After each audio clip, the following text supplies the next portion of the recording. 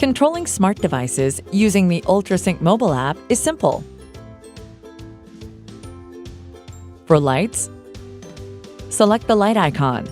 This will take you to the light screen. Identify the light you want to control and select on or off, or use the slider bar to modify the dimmer setting. To control thermostats, select the thermostat icon. This will take you to the thermostat screen. Scroll to the thermostat you want to control.